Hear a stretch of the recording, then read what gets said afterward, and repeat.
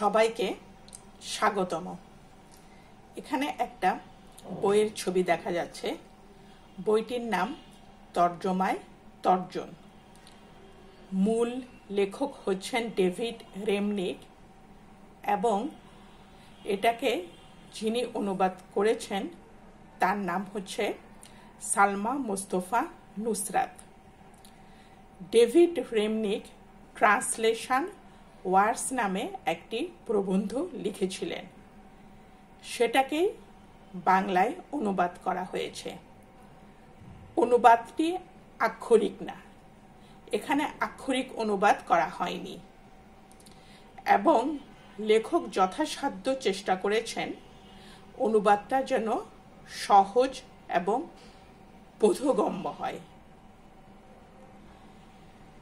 এই পুস্তকটি পাঠ করলে অনুবাদ করার ব্যাপারে কিছু দিক নির্দেশনা পাওয়া যাবে। যারা অনুবাদ করতে আগ্রহী তারা যদি এই বইটি পড়েন তবে উপকৃত হবেন, কারণ এই বইটি পাঠ করলে অনুবাদ করার ব্যাপারে কিছু নিয়মকানুন জানা যাবে। যে কোনো সাহিত্যে অনুবাদের প্রভাব অপরিসীম। অনুবাদ যে কোনো সাহিত্যের ভাণ্ডারকে সমৃদ্ধ করে। পুস্তকটি অনুপ্রাণন প্রকাশন থেকে বের হয়েছে। পুস্তকটির মুদ্রিত মূল্য 240 টাকা এবং এটা রকমারিতে পাওয়া যাচ্ছে।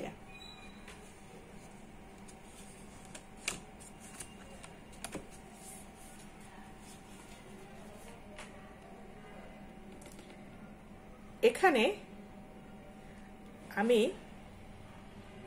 বইটির ফ্ল্যাপে যা লেখা হয়েছে সেটা একটু পড়ে শোনাচ্ছি। ডেভিড রেমনিক 1958 সালের 29 অক্টোবর জন্মগ্রহণ করেন। তিনি একজন আমেরিকান সাংবাদিক, লেখক ও সম্পাদক। 1994 সালে তিনি তার লেখা Lenin's tomb the last days of the Soviet empire নামের গ্রন্থটির জন্য পুলিৎজার পুরস্কার পেয়েছিলেন।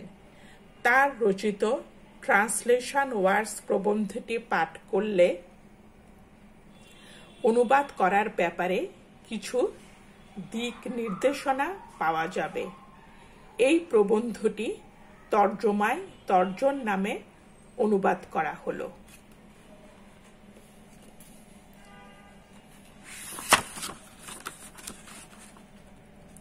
তর্জমায় তর্জন।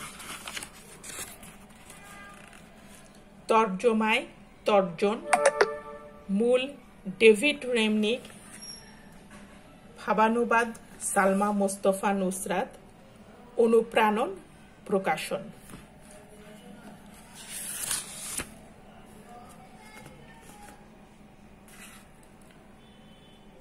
পুস্তকটির মুদ্রিত মূল্য 240 টাকা। এটা রকমারিতে পাওয়া যাচ্ছে।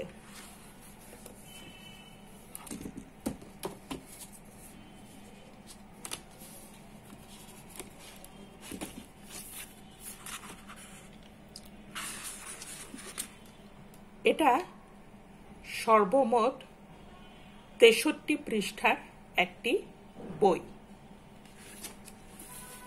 এখানে অনুবাদক সম্পর্কে কিছু কথা বলা হয়েছে, যেমন সালমা মোস্তফা নুসরাত চট্টগ্রাম বিশ্ববিদ্যালয় থেকে ইংরেজি সাহিত্যে বিএ সম্মান ও এমএ ডিগ্রি লাভ করেছেন। বর্তমানে স্যার আশুতোষ সরকারি কলেজে সহকারী অধ্যাপক পদে কর্মরত।